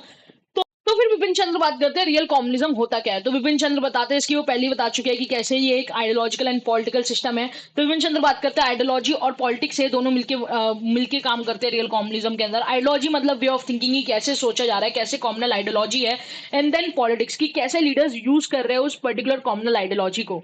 तो विपिन चंद्र बताते हैं कैसे राइट्स होते हैं, क्योंकि कॉमनल प्रोपोगंडा फैलाया जाता है, एक पॉलिटिकल एटमॉस्फेयर ऐसा बनाया जाता है, लोकल टेंशन क्रिएट की जाती है। तो इसकी वजह से राइट्स है वो एक तरह से रिजल्ट है कॉमनल पॉलिटिक्स का, ना कि मेन चीज है। जैसे कि हमने बात किया कि राइट्स जो है वो मेन पार्ट नहीं है कॉमनिज्म का, क्योंकि कॉमनल पॉलिटिक्स का रिजल्ट है राइट्स। तो क्योंकि राइट्स जो है उन्हें तो ऑफन कंट्रोल कर लिया जाता है पुलिस के द्वारा, एडमिनिस्ट्रेशन के द्वारा और पब्लिक ओपिनियन के द्वारा। But communal politics is something जो हमें लॉन्ग टाइम तक देखने को मिलेगी, लॉन्ग टर्म तक चलती रहेगी, कॉमनल आइडियोलॉजी या फिर कॉमनल पॉलिटिक्स। तो यहाँ पे आती है विपिन चंद्र की सबसे पहली वार्निंग हमारे लिए एज अ स्टूडेंट्स, कि सिर्फ कॉमनिज्म को पढ़ो मत राइट्स की तरह। कॉमनिज्म को सिर्फ राइट्स की तरह मत देखो कि दो रिलीजन के बीच में लड़ाई हो गई है भाई, बल्कि उसे एक पॉलिटिकल एंड आइडियोलॉजिकल सिस्टम की तरह समझो। अब तुम इससे थोड़ा रिलेट करना है, स्टार्टिंग में जो हम बात कर रहे थे कि किसको बेनिफिट करता है कॉमनिज्म, कैसे राइज होता है, क्योंकि कोई भी आइडियोलॉजी तब तक तो नहीं चल सकती तब तक वो किसी की मदद ना करती हो, किसी के लिए फायदेमंद ना हो, उसे चलाए। तो विपिन चंद्र बेसिकली चाहते हैं कि हम कॉमनिज्म को सिर्फ राइट्स की तरह ना देखें, बल्कि उसे एक पॉलिटिकल एंड आइडियोलॉजिकल सिस्टम की तरह देखें। कम्युनिज्म स्प्रेड करता है और पावरफुल बनता है, तो बताते हैं कैसे राइट्स है वो नॉर्मल लोगों को भी इफेक्ट करते हैं। नॉर्मल मतलब सेकुलर पीपल, जो लोग इन सब में बिलीव नहीं करते कि एक रिलीजियस कम्युनिटी से फलाना है, मैं इस रिलीजियस कम्युनिटी से हूँ, वो लोग भी कॉमनल टर्म्स के अंदर सोचने लग जाते हैं अपनी सेफ्टी के लिए, अपने सर्वाइवल के लिए, जिसकी वजह से एक ऐसा विशियस साइकिल क्रिएट होता है कॉमनल फियर का। तो एक तरह से कॉमनल फियर होता है कम्युनिज्म की वजह से, समवट राइट्स की वजह से। इमोशनल इंपैक्ट है राइट्स का वो बहुत ज्यादा होता है। राइट्स एक तरह से इमोशनल रेसिड्यू छोड़ जाते हैं, फियर होता है, एंगर होता है और मेमोरी होती है राइट्स की, इसकी वजह से जिसको बाद में यूज किया जाता है कॉमनल लीडर्स एंड पॉलिटिशियंस के द्वारा अपने ओन बेनिफिट्स के लिए। इसके असर वो बताते हैं कैसे रियल पावर है कॉमनल पॉलिटिक्स की, वो ये है कि वो इन्वॉल्व कर सकती है लोअर क्लासेस को एंड जनरेट कर सकती है मास टेंशंस को। तो ये एक तरह से रियल पावर है इस कॉमनल पॉलिटिक्स की। 1937 से 39 तक कम्युनिज्म लिमिटेड है और मिडिल क्लास तक ही फैला हुआ है सिर्फ, लेकिन 1937 1939 के बाद वो फैल जाता है बहुत ज्यादा एक वाइड स्प्रेड पॉलिटिकल फोर्स की तरह कम्युनिज्म। इसके असर वो मेंशन करते हैं कैसे डायरेक्ट एक्शन डे है 16 अगस्त 1946 का, मोहम्मद अली जिन्ना ने तब एकदम से अनाउंस किया था। तो वो एक बहुत ज्यादा की टर्निंग पॉइंट रहता है, तब डायरेक्ट लिंक हो जाता है communal politics and mass rights के बीच में, कि कैसे अब कॉमनल पॉलिटिक्स की जा रही है मास राइट्स की हेल्प से। इसके साथ कॉमनल पॉलिटिक्स है वो स्ट्रेंथन करती है, तब स्प्रेड कर जाती है वो इलाइट से अब मासिस की तरफ, और जनरेट कर सकती है लार्ज स्केल कम्युनल टेंशंस। तो बेसिक है, इसके ना कोई इंपॉर्टेंट इतनी चीज नहीं है, बस ये चीज याद रखना कि कैसे कम्युनिज्म एक पॉलिटिकल एंड आइडियोलॉजिकल सिस्टम है, क्या होता है एक रियल कम्युनिज्म, और कैसे कॉमनल राइट्स है वो मेन पार्ट नहीं है इसका, और communal tension and communal politics के बीच में डिफरेंस। इतना बेसिक सा तुम ये चीज समझना और इसे दिमाग में रखना अपने। थर्ड सब टॉपिक की तरफ बढ़ते हैं, which is nature of communism. क्या कम्युनिज्म एक मॉडर्न आइडियोलॉजी है या फिर एक एंशिएंट आइडियोलॉजी है, जैसे कि हमने स्टार्टिंग के क्वेश्चंस के में डिस्कस किया था। Let us start with this. तो विपिन चंद्र आर्ग्यू करते हैं कि कम्युनिज्म है वो एक मॉडर्न आइडियोलॉजी है, ना कि वो रेमिनेंट है पास्ट, ये पार्ट नहीं है, ये पास्ट है ना, ना कि वो रेमिनेंट है पास्ट का मतलब ऐसा नहीं कि पास्ट के टुकड़ों पे है या फिर सर्वाइवल है मिडिवल पीरियड का। तो according to Vipin Chandra communism क्या है, एक मॉडर्न आइडियोलॉजी है जो कि डेवलप हुई है मॉडर्न पीरियड के अंदर, और उसे समझा नहीं जा सकता एक कंटिन्यूएशन की तरह अर्लियर हिस्टोरिकल कंफ्लिक्ट की। अर्लियर हिस्टोरिकल कंफ्लिक्ट से क्या मतलब है, for example now we are discussing क्या मॉडर्न है कम्युनिज्म या फिर एक मिडिवल आइडियोलॉजी है। तो मिडिवल पीरियड के इफ यू रिमेंबर क्या होता था, हिंदू एंड मुस्लिम रूलर्स थे बहुत सारे, है ना, एज यू नो दिल्ली सल्तनत, मुगल एम्पायर, हिंदू रूलर्स और राजपूत है ना, अपने राजपूत रूलर्स हो गए। एंड इसके साथ साथ नीचे Chhatrapati Shivaji Maharaj, Maratha empire and all of this. तो वो बताते हैं हिंदू मुस्लिम की जो लड़ाई है अर्लियर हिस्टोरिकल कन्फ्लिक्ट है, लाइक मिडिवल टाइम पीरियड से चलती आ रही है, तो वही कॉम्युनिज्म है according to like communist mindset. तो विपिन चंद्र इसके आर्ग्यू कर रहे हैं कि हम कॉम्युनिज्म को समझ नहीं सकते कॉन्टिन्यूशन की तरह अर्लियर हिस्टोरिकल कन्फ्लिक्ट्स की। अर्लियर हिस्टोरिकल कन्फ्लिक्ट्स अलग है, कॉम्युनिज्म बहुत अलग है। कॉम्युनिज्म डेवलप हुआ है मॉडर्न पीरियड के अंदर। तो बताते हैं वो कैसे कॉम्युनिज्म यूज करता है एलिमेंट्स पास्ट के, है ना, जैसे कि रिलीजन का यूज किया जा रहा है कॉम्युनिज्म के अंदर, हिस्टोरिकल ट्रेडिशन का यूज किया जा रहा है, कल्चरल सिंबल्स का यूज किया जा रहा है। पर इसका मतलब ये नहीं है कि कॉम्युनलिज्म एंशियंट है या फिर पास्ट की चीज है। वो बताते हैं कि ये एलिमेंट्स यूज किए जा रहे हैं कंस्ट्रक्ट करने के लिए एक ऐसी नई आइडियोलॉजिकल और पॉलिटिकल डिस्कोर्स बनाने के लिए, रेदर देन कोई पुराना ही। तो इसके साथ आर्ग्यू करेंगे कैसे यूज है इन एलिमेंट्स का पास्ट से। इसका मतलब ये नहीं है कि कॉन्टिन्यूटी है पास्ट के साथ, बल्कि उल्टा वो बताते हैं कि बहुत सारी मॉडर्न आइडियोलॉजीज है जो यूज करती है हिस्टोरिकल एलिमेंट्स को, बहुत सारी मॉडर्न आइडियोलॉजीज यूज करी है हिस्टोरिकल एलिमेंट्स को लेजिटिमाइज करने के लिए खुद को और एक खुद की आइडेंटिटी क्रिएट करने के लिए। तो बताते हैं कि कम्युनिज्म जैसे और भी बहुत सारी मॉडर्न आइडियोलॉजीज है जो हिस्टोरिकल एलिमेंट्स का यूज कर रही है और खुद को लेजिटिमाइज करती है उनकी मदद से और क्रिएट करती है एक ऐसी आइडेंटिटी। तो विपिन चंद्र बताते हैं कि प्रॉब्लम कहाँ से शुरू हुई। तो बताते हैं ये मिसअंडरस्टैंडिंग है कम्युनिस्ट की, विपिन चंद्र के अकॉर्डिंग कम्युनिज्म को देखा जाता है एक तरह से रिवाइवल की तरह मिडिवल आइडियोलॉजी की, या फिर उसकी रूट्स हो मिडिवल पीरियड के अंदर। ये कम्युनिस्ट की मिसअंडरस्टैंडिंग है जो कि क्लेम करते हैं कि वो रिवाइव कर रहे हैं ट्रेडिशंस का। और इसके अंदर क्या आर्ग्यूमेंट देते हैं विपिन चंद्र की, बहुत सारी मॉडर्न आइडियोलॉजीज है जो हिस्टोरिकल एलिमेंट का यूज कर रही है लेजिटिमाइज करने के लिए खुद को या फिर आइडेंटिटी क्रिएट करने के लिए, लेकिन वो एक नया आइडियोलॉजिकल और पॉलिटिकल डिस्कोर्स बना रही है रेदर देन कोई पुरानी चीज। तो ये था आर्ग्यूमेंट यहाँ पे विपिन चंद्र का। इसके लिए विपिन चंद्र हमें बताते हैं कि ऐसे सोशल साइंटिस्ट जो है, मतलब हम अगर सोशल साइंसेस पढ़ते रहेंगे तो हम भी एक टाइम पे सोशल साइंटिस्ट बनेंगे। तो जैसे एक सोशल साइंटिस्ट है उसको स्टडी करना चाहिए पास्ट के इन्फ्लुएंसेस को, मतलब उसे देखना चाहिए पीछे मुड़ के कि हाँ इसका क्या रिश्ता हो सकता है इससे, लेकिन उन्हें ही ओरिजिन की तरह या फिर कॉज की तरह ट्रीट नहीं करना चाहिए अकॉर्डिंग टू विपिन चंद्र। विपिन चंद्र बताते हैं कैसे पास्ट सिंबल्स है उनको लेजिटिमेसी की तरह यूज किया जा रहा है कॉम्युनिज्म के अंदर, लेकिन जो स्ट्रक्चर एंड कंटेंट है ना कॉम्युनिज्म का, वो शेप होता है मॉडर्न कंडीशंस के द्वारा रेदर देन मिडिवल कंडीशंस के द्वारा। तो ठीक है, विपिन चंद्र बता दें कि भाई कॉम्युनिज्म मिडिवल तो नहीं है, मॉडर्न है आइडियोलॉजी। और उन्होंने पूरा इसके लिए लॉजिकल आर्ग्यूमेंट भी दे दिया कि कैसे और भी मॉडर्न आइडियोलॉजीज है जो यूज करती है पास्ट एलिमेंट्स का, लेकिन वो मॉडर्न और न्यू आइडियोलॉजिकल और पॉलिटिकल डिस्कोर्स है, तो एक तरह से मॉडर्न है। तो इसके वो बहुत सारे एग्जाम्पल्स भी देते हैं। If you want to know I will tell you कि कैसे जापान के ना मीजी रिस्टोरेशन हुआ है जो कि एक मॉडर्न आइडियोलॉजी है लेकिन ट्रेडिशनल एलिमेंट्स का यूज करती है। वहीं पे चाइना के अंदर कैसे ओल्ड या फिर एंशियंट कन्फ्यूशियन आइडियाज का यूज किया जा रहा है पॉलिटिकल मूवमेंट्स के लिए। वहीं पे वो और एग्जांपल्स देते हैं कैसे जो मार्क्सिज्म है ये खुद में एक न्यू रेवोल्यूशनरी मॉडर्न आइडियोलॉजी है, लेकिन उसने बहुत सारी चीजें बोरो की है जर्मन फिलोसफी से, फ्रेंच पॉलिटिकल थॉट से और ब्रिटिश पॉलिटिकल इकोनॉमी से। बट इसका मतलब ये नहीं कि मार्क्सिज्म उनकी कॉन्टिन्यूएशन है जर्मन फिलोसफी की या फ्रेंच पॉलिटिकल थॉट या फिर ब्रिटिश पॉलिटिकल इकोनॉमी की बेसिकली। इसी के साथ साथ वो और एग्जांपल देता है यूरोपियन फैसिज्म का कि कैसे यूरोपियन फैसिज्म के अंदर अडोल्फ हिटलर और बेनिटो मुसोलिनी है वो यूज करते हैं एंशिएंट ट्रेडिशंस एंड सिंबल्स को और कंजर्वेटिव एलिमेंट्स का सपोर्ट लेना चाहते हैं, है ना। वहीं पे जो एंटी सेमिटिज्म जो है वो उसके एंटी सेमिटिज्म के पास अपनी मिडिवल रूट्स होती है, लेकिन जो नाजी जर्मनी है वो एक मॉडर्न आइडियोलॉजिकल कंस्ट्रक्ट है rather than continuation of anti Semitism. तो दिस इज समथिंग जो यहाँ पे डिस्कस कर रहे हैं। फिर इसके साथ साथ और बहुत सारी चीज़ों के बारे में बहुत सारे एग्जांपल्स देते हैं वो, but that is not important for you. हमारे लिए इसका एसेंस समझना बहुत जरूरी है कि विपिन चंद्र एट द एंड आर्ग्यू क्या करे कि जो कॉम्युनलिज्म है ना वो एक मॉडर्न आइडियोलॉजी है जो कि इंक्लूड करती है एलिमेंट पास्ट का, बट वो रिड्यूस नहीं हो सकती कॉन्टिन्यूशन से मिडिवल ट्रेडिशंस की। तो ये कोई मिडिवल ट्रेडिशंस का कॉन्टिन्यूशन नहीं है बल्कि एक मिडिवल आइडियोलॉजी है, जस्ट बिकॉज इसलिए कि वो एलिमेंट्स ऑफ पास्ट यूज करिए इसका मतलब ये नहीं कि वो पास्ट की चीज़ है ना, रेमिनेंट्स है पास्ट के। तो फिर हम बात करते हैं फिर ओरिजिन है क्या कम्युनिज्म का असलियत के अंदर। उन्होंने बात की कैसे कम्युनिज्म मॉडर्न है ना कि एंशिएंट है क्योंकि सिर्फ वो एलिमेंट्स यूज कर रहे हैं। तो असली ओरिजिन्स क्या है कम्युनिज्म के। Origin of communism according to Bipin Chandra lies in modern social structure. Modern social structure, ये वर्ड समझना बहुत ज्यादा जरूरी है। मॉडर्न सोशल स्ट्रक्चर का मतलब होता है नई कॉम्पिटिटिव सोसाइटी जो कि ब्रिटिश कॉलोनिज्म ने क्रिएट की है। ये जो मॉडर्न कंडीशन है इसकी वजह से अभी जो हमारी नई सोसाइटी बनी है, एजुकेटेड मिडिल क्लास है यहाँ पे कैपिटलिस्ट इकोनॉमी है, कंपटीशन है government job and political representation के लिए। इनकी वजह से ऐसी कंडीशंस बनती है जिसकी वजह से कम्युनिज्म ग्रो कर सस्टेन करता है खुद को। इसी के साथ सर बिपिन चंद्र बात करते हैं कि कैसे इंडिया के अंदर है ना बेसिस है कॉमनल पॉलिटिक्स, मतलब ये जो कॉमनल पॉलिटिक्स के जो बेसिस है वो बहुत ज्यादा नया है। कैसे वो बताते हैं कि कैसे रिलीजन तो पहले भी एग्जिस्ट करता था, लेकिन अब रिलीजन को यूज करना मास पॉलिटिक्स के लिए ये कुछ नई चीज है इंडिया के अंदर।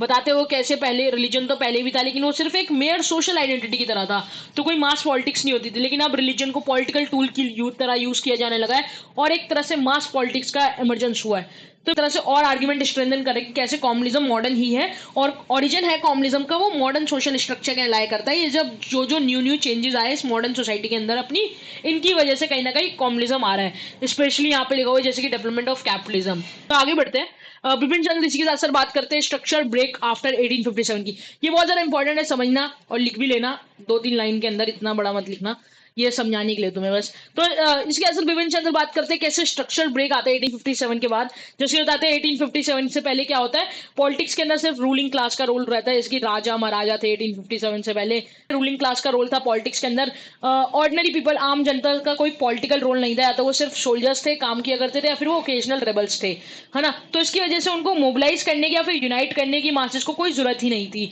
इवेंचुअली इनका काम चल रहा था, तो इसकी वजह से कोई नीड नहीं थी कम्युनिज्म की। लेकिन भाई 1857 के बाद ऐसा क्या होता है, 1857 के बाद ब्रिटिशर्स है ना वो इंट्रोड्यूस कर देते हैं काउंसिल्स एंड लेजिस्लेचर्स को, जिसकी वजह से अब इलेक्शंस है, कॉम्पिटेटिव एग्जाम्स है, तो एक तरह से कॉम्पिटिशन होने लगता है गवर्नमेंट जॉब्स एंड सीट्स के लिए इंडियन सोसाइटी के अंदर।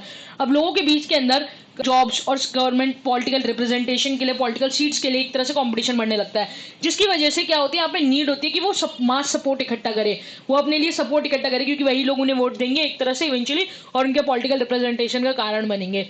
मास सपोर्ट इकट्ठा करने के लिए यूज करते हैं एक सबसे ज्यादा easiest tool which is religion. तो इसी के बारे में हम बात करने वाले कैसे अब जरूरत पड़ने लगी है मास मोबिलाइजेशन की, तो इसकी वजह से जरूरत पड़ने लगी है कम्युनिज्म की। तो बिपिन चंद्र इसके साथ साथ बात करें कैसे ब्रेक और इनोवेशन जो होते हैं ना वो ज्यादा इंपॉर्टेंट होते हैं कंटिन्यूटी से, किसी चीज का चलते रहने से ज्यादा इंपॉर्टेंट है कि वहां पे ब्रेक आए, रुके वो चीज और कोई नया इनोवेशन आए सोशल डेवलपमेंट के लिए। तो बिपिन चंद्र बताते हैं कि कैसे कम्युनिज्म है वो एक ऐसा ही ब्रेक है जिसकी वजह से शार्प स्ट्रक्चरल ब्रेक देखने को मिला है हमें सोसाइटी के अंदर। तो इसके साथ अब 1857 के बाद क्या हो रहा है, पॉलिटिक्स के अंदर जरूरत है पॉपुलर पार्टिसिपेशन की, है ना, कि लोग लोग जिसको चुने उस उनकी जरूरत है, मास मोबिलाइजेशन की जरूरत है इसकी वजह से, और लीडर्स मोबिलाइज करते हैं, यूनाइट करते हैं लोगों को, जिसके लिए सबसे ज्यादा इजिएस्ट टूल उन्हें मिलता है रिलीजन मोबिलाइजेशन के लिए, कि कैसे वो मोबिलाइज करेंगे, क्योंकि अगर वो एक पर्टिकुलर कम्युनिटी से बिलोंग करते हैं तो वो चाहेंगे कि ये पूरी कम्युनिटी मेरे को ही वोट दे, मेरे को ही सपोर्ट करे, मेरी ही सपोर्ट में रहे एक तरह से। तो उसके लिए रिलीजन एक सबसे ज्यादा इजिएस्ट टूल बन जाता है, और जिसकी वजह से हमें देखने को मिलता है बर्थ ऑफ कम्युनिज्म या फिर बर्थ टू कम्युनिज्म। इसी के साथ साथ विपिन चंद्र रिजेक्ट कर देते हैं 3 आइडियाज को, कि कम्युनिज्म कोई रिवाइवल नहीं है ट्रेडिशनल आइडियोलॉजी का, ना ही वो प्रेजेंट है हमारे ट्रेडिशन के अंदर, कोई प्राइमोडियल फीलिंग नहीं है, कोई ऐसी फीलिंग नहीं है जो हमें शुरू से आती है, और ना ही ऐसा है कि कम्युनिज्म को नहीं रोका जा सकता था। तो सबसे पहला आर्ग्यूमेंट कि कोई रिवाइवल नहीं है ट्रेडिशनल आइडियोलॉजी का कम्युनिज्म, ना ही वो हमारे ट्रेडिशन के प्रेजेंट है, वो ये था कि पॉपुलर सोवनिटी जो है वो एक प्री कंडीशन है। Popular sovereignty in the sense कि कैसे लोग तुम्हें इलेक्ट करें, लोग तुम्हें वोट करें, तो वो एक तरह से प्री कंडीशन है कम्युनिज्म के आने के लिए, कि तुम्हें लोगों की जरूरत है सबसे पहले तो कॉमनल या फिर नेशनल पॉलिटिकल मोबिलाइजेशन है वो सिर्फ तभी हो सकता है तब लोग एक तरह से कंस्टिट्यूटिव एलिमेंट हो पॉलिटिक्स का। तो कम्युनिज्म कब आ सकता है, तब लोग पॉलिटिक्स के ना बहुत ज्यादा एक्टिवली एंगेज्ड हो। और ये कब हुआ था, तब हुआ था तब पॉपुलर सोवनिटी स्टैब्लिश की गई थी, तो इसकी वजह से कम्युनिज्म मॉडर्न है। फॉर एग्जाम्पल अगर हम बात करें मिडिवल टाइम पीरियड की एक और बार, तो मिडिवल पीरियड के ना क्या होता था, मिडिवल पीरियड के रूलर्स एम्पायर्स होते थे, फिर बाद में ब्रिटिशर्स आए तो उनके आपस में संधि हुई जो भी है, तो उसके ना ऑर्डिनरी लोगों का पॉलिटिक्स से ना कोई रोल नहीं था कि वो किसको चूज करे, किसको इलेक्ट करे, कौन उनकी सपोर्ट में ज्यादा रहेगा, कैसे उन्हें मोबिलाइजेशन करनी है ब्रिटिशर्स के साथ बार्गेन करने के लिए एंड ऑल ऑफ दिस। तो ये सब चीजें बाद में आई है, ये सब चीजें पॉपुलर सोवनिटी एक प्री कंडीशन है कम्युनिज्म के लिए। कम्युनिज्म तभी हो सकता है तो पॉपुलर सोवनिटी उसका एक पार्ट हो, तब लोगों की चॉइसेस सुनी जानी हो, है ना, पॉपुलर पार्टिसिपेशन हो, लोग पार्टिसिपेट करें उन चीजों के अंदर, तो ये तभी हो सकता है तब लोग पार्ट हो पॉलिटिक्स का। और लोग कब पार्ट थे पॉलिटिक्स का, पॉपुलर सोवनिटी खुद में एक मॉडर्न कॉन्सेप्ट है, जिसकी वजह से इवेंचुअली कम्युनिज्म भी एक मॉडर्न कॉन्सेप्ट है। आई होप तुम्हें समझ आ रहा हो इतनी सी चीज, ये कोई लिखने वाली चीज नहीं, इतनी बड़ी चीज नहीं है, बस ये लॉजिकली तुम्हें एक समझने के लिए है कि कम्युनिज्म के लिए जरूरी है लोगों का पार्टिसिपेशन, और लोग तभी पार्टिसिपेट कर सकते हैं तो वो एक इवेंट हो पॉलिटिक्स का। लेकिन पहले मिडिवल पीरियड के ना लोग थे ही नहीं कॉन्स्टिट्यूटिव एलिमेंट पॉलिटिक्स का, तो कैसे वो कम्युनिज्म का पार्ट हो सकते हैं, कैसे एक तरह से नीड हो सकती है मोबिलाइजेशन की, तो इसकी वजह से कम्युनिज्म मॉडर्न है, और ये कोई ट्रेडिशनल आइडियोलॉजी का कंटिन्यूशन नहीं है, और ना ही हमारे ट्रेडिशंस के अंदर प्रेजेंट है communism. Next is not a primordial feeling, मतलब ऐसा नहीं था, ऐसी कोई फीलिंग नहीं है जो हमारे अंदर शुरू से हो। तो इसके ना बात करते हैं विपिन चंद्र कैसे ब्रिटिशर्स का रोल है मुस्लिम को मोबिलाइज करने में। ब्रिटिशर्स ने मुस्लिम्स को अपॉलिटिकल रखा 1905 तक। 1905 के ना पार्टीशन हुआ बंगाल का ना, और फिर उसके बाद हमें 1906 के 7 ये सब के आसपास हमें 6-7 के आसपास स्वदेशी मूवमेंट देखने को मिलेगी हमारी। तो ब्रिटिशर्स ने कैसे मुस्लिम्स को अपॉलिटिकल रखा 1905 तक, लेकिन 1905 के बाद जैसे जैसे ब्रिटिशर्स ने देखा कि नेशनलिज्म बहुत ज्यादा स्ट्रांग होता जा रहा है, तो ब्रिटिशर्स ने इनकरेज किया कि मुस्लिम कॉम्युनल मोबिलाइजेशन हो नैरो सोशल बेस के ऊपर, एक डिवाइड एंड रूल स्ट्रैटेजी की तरह। तो एक तरह से मुस्लिम्स को पहले तो अपॉलिटिकल रखा, फिर उसके बाद मुस्लिम्स को ऐसे इनकरेज किया कि तुम कॉम्युनल मोबिलाइजेशन करो। तो ये दिखाता है कैसे जो कॉम्युनल मोबिलाइजेशन हो रहा है रिलीजन के बेसिस पे, जो इकट्ठा किया जा रहा है मासिस को, ये मैन्युफैक्चर किया गया कॉलोनियल पॉलिसी के द्वारा, ना कि स्पॉन्टेनियस। तो एक तरह से नेचुरल नहीं है, कोई प्राइमोडियल फीलिंग नहीं है। ऐसा नहीं है कि हमारे अंदर शुरू से था ये कि हम एज अ रिलीजन के बेसिस पे मोबिलाइजेशन करें, अलग अलग हो जाए, समथिंग लाइक दिस। तो communism is not something primordial feeling. इसके ऐसा थर्ड इज कि कम्युनिज्म कैसे इनएविटेबल नहीं है, ऐसे नहीं था कि उसे नहीं रोका जा सकता था। तो बताते ही कॉमनल एंटागोनिज्म जो है, कि जो mutual hostility and mutual hatred है ना जो कम्युनिज्म ने क्रिएट किया है, ये कोई पास्ट की चीज नहीं है, इनहेरिट नहीं की हमने पास्ट से। ये कोई ऐसा नहीं है कि इसे नहीं रोका जा सकता था इंडियन हिस्ट्री के अंदर, ये ऐसा कोई इनएविटेबल नॉट इनएविटेबल प्रोडक्ट नहीं है इंडियन हिस्ट्री का। इसे आर्टिफिशियली क्रिएट किया गया है स्पेसिफिक मॉडर्न कंडीशन के अंदर। As you know specific modern conditions are basically जैसे कॉम्पिटेटिव सोसाइटी है जो पूरी क्रिएट हो गई है, कि अब गवर्नमेंट जॉब्स के लिए मारामारी है लोगों के बीच में, पॉलिटिकल रिप्रेजेंटेशन के लिए मारामारी, जिसकी वजह से ये लोग फिर एक और बार स्पेसिफिक मॉडर्न कंडीशंस की वजह से क्या होता है, कम्युनिज्म क्रिएट होता है। तो इसकी वजह से आर्टिफिशियल है बहुत ज्यादा। तो और ये इनहेरिट नहीं है पास्ट से, तो ऐसा नहीं था कि ये नॉट इनएविटेबल था, ऐसा नहीं था कि इसे नहीं रोका जा सकता था, इसे रोका जा सकता था इवेंचुअली। तो इसकी वजह से विपिन चंद्रा में बहुत इंपॉर्टेंट चीज समझाना चाह रहे हैं कि इसकी वजह से कम्युनिज्म हम लड़ भी सकते हैं कम्युनिज्म के खिलाफ, और उसे एलिमिनेट भी कर सकते हैं, क्योंकि एट द एंड कम्युनिज्म कुछ सिचुएशंस की वजह से बना है, और अगर हम उन सिचुएशंस को एलिमिनेट करेंगे तो इवेंचुअली हम कम्युनिज्म को एलिमिनेट कर देंगे। तो यही one of the major goal है इस बुक का, उनके वर्क का ऑब्जेक्टिव ही वन ऑफ द ये है कि हम कम्युनिज्म को एलिमिनेट करें। आई होप ये कम्युनिज्म ना सुनाई दे रहा हो तुम्हें। इसलिए असर एक जगह विपिन चंद्र ये भी बता रहे थे कि कैसे 1937 के बाद ही कम्युनिज्म एक्सट्रीम फॉर्म्स ले लेता है, और क्यों लेता है वो इसलिए क्योंकि बहुत ज़्यादा डेमोक्रेटिक फीलिंग स्प्रेड करने लगती है, फ्रेंचाइज का एक्सटेंशन हो जाता है 1935 के गवर्नमेंट ऑफ इंडिया एक्ट के अंडर, रैपिड एडवांस होता है नेशनल मूवमेंट का, जो कि थ्रेटन करता है कहीं ना कहीं कॉमनल लीडर्स को। तो इसकी वजह से वो लोग और ज़्यादा एक्सट्रीम हो जाते हैं अपनी खुद की पॉलिटिकल पोजिशन को प्रोटेक्ट करने के लिए। इसके असर विपिन चंद्र बात करते हैं कि कैसे कम्युनिज्म सिर्फ प्रेजेंट में नहीं है, it is not in present, it is of present. In end of present, in मतलब कि अभी है प्रेजेंट के ना, और ऑफ प्रेजेंट है।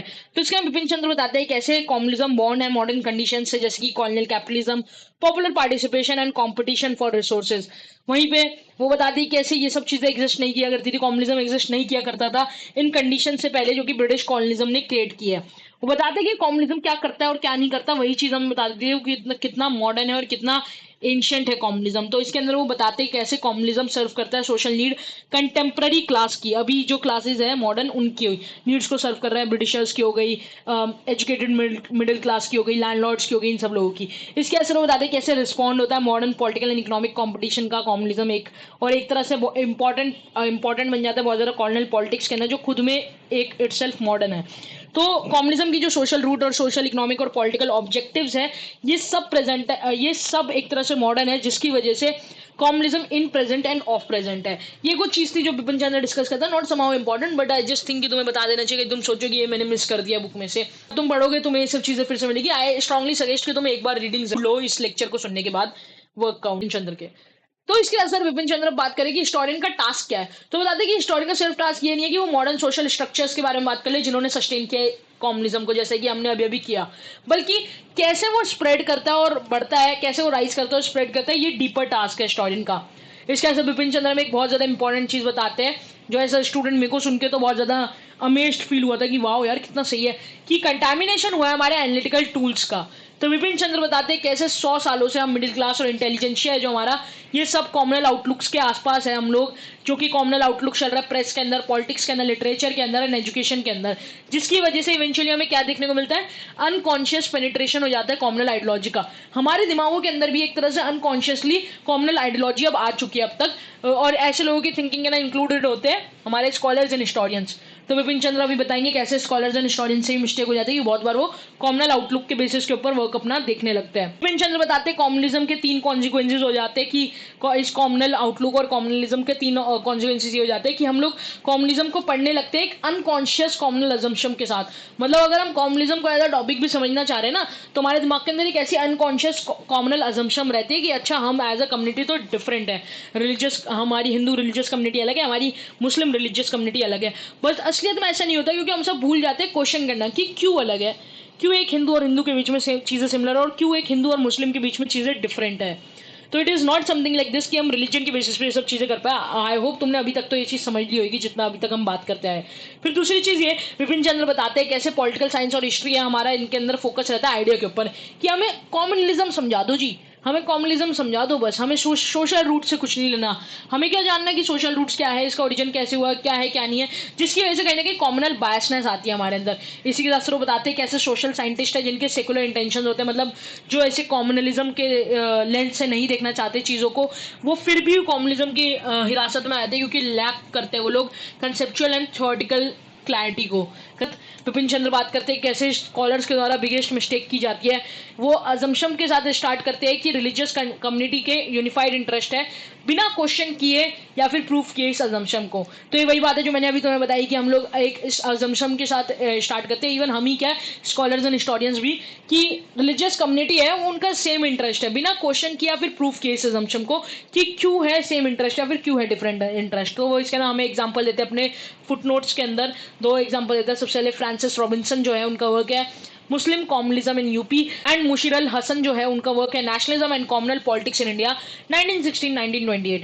तो इसके ना वो बताते हैं कैसे ये दोनों जो हिस्टोरियंस है स्कॉलर्स है ये भी शुरू करते हैं कि ये कैसे कॉमनलिज्म को अप्रोच करना चाहते हैं बिना किसी कॉमनल माइंडसेट के, लेकिन बाद में ये खुद ही Muslim community, religious community, community interest of community, community interest, इन सब वर्ड्स का यूज करने लगते हैं जो खुद में ही कॉमनल है। तो हिंदू मुस्लिम इंटरेस्ट जो है ये पूरी चीज है, ये है ही खुद कॉमनल अजम्पशन, ये पूरी ही कॉमनल अजम्पशन है। तो विपिन चंद्र के अकॉर्डिंग कि अगर तुम मानते हो कि हिंदू मुस्लिम इंटरेस्ट सेम है या डिफरेंट है, तो तुम्हें उसके लिए पहले प्रूफ करना पड़ेगा इस अजम्पशन को कि क्यों क्यों क्यों सेम है और क्यों डिफरेंट है ये वाली चीज को। इसके असर अकॉर्डिंग टू विपिन चंद्र का मानना यह है कि रियल डिवीजन इंडियन सोसाइटी के अंदर वो क्लास के बेसिस पे है, वो ये रिलीजन नहीं है, ये रीजन है ना, रीजन के बेसिस पे है, वो लैंग्वेज के बेसिस पे और वो ऑक्यूपेशन के बेसिस पे है। तो according to Bipin Chandra real division क्या है इंडियन सोसाइटी का, वो ये नहीं कहते कि इंडियन सोसाइटी का कोई डिवीजन ही नहीं है, हम लोग आपस में ऐसे बटे हुए हैं पर क्लासेस के बेस पे बटे हुए कि अगर कोई वर्कर क्लास है, एक एजुकेटेड क्लास और एक लाइट क्लास है, तो इन तीनों के बीच में बहुत ज्यादा डिफरेंसेस है, इनके इंटरेस्ट के बीच में इनके अलग अलग इंटरेस्ट हो सकते हैं। वहीं पे रीजन के बेसिस पे अगर कोई ईस्ट इंडिया के रहता है, अगर कोई वेस्ट इंडिया के रहता है, तो उनके डिफरेंट इंटरेस्ट हो सकते हैं।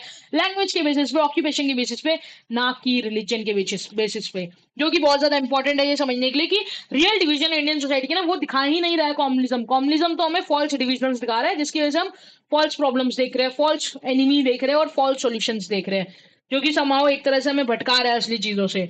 तो विपिन चंद्र इसके बारे में तब बात करते हैं, वो बताते हैं कैसे एक जो पुअर हिंदू है और पुअर मुस्लिम है वो ज्यादा एक दूसरे के साथ कॉमन शेयर करते हैं रेदर देन उनके को रिलीजियसनिस्ट से, मतलब होंगे। लेकिन वहीं पे अगर एक हिंदू है जो लोअर क्लास है और वहीं पे एक मुस्लिम है जो लोअर क्लास है, तो इन दोनों के बीच में बहुत कुछ कॉमन होगा रेदर देन एक हिंदू अमीर या फिर मुस्लिम अमीर से। तो that is the difference between की क्लास के बेसिस पे एक रियल डिफरेंस है। इसके असर वो एक एग्जांपल देते हैं अपने, फिर से अपने फुटनोट्स के अंदर बहुत अच्छा एग्जांपल वो मेंशन करते हैं, हमें फुटनोट्स भी इग्नोर नहीं करने चाहिए बहुत बार। वो पाकिस्तान प्रूफ की बात करते हैं, वो बताते हैं कैसे पाकिस्तान तब था, दो east Pakistan west Pakistan as we no.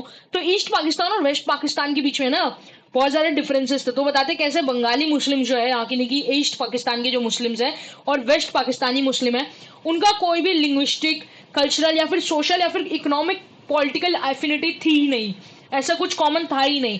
लेकिन एक बंगाली मुस्लिम का एक हिंदू मुस्लिम के साथ जो उसी रीजन में रहता है, बंगाल वाले जो पार्टीशन हो चुका है, उन दोनों के बीच में मच कॉमन था, ज्यादा कॉमन था, जिसकी वजह से हम देख सकते हैं कि कैसे असली डिविजन है वो रिलीजन के बेसिस पे नहीं है बल्कि class, region, language and occupation के बेसिस पे है।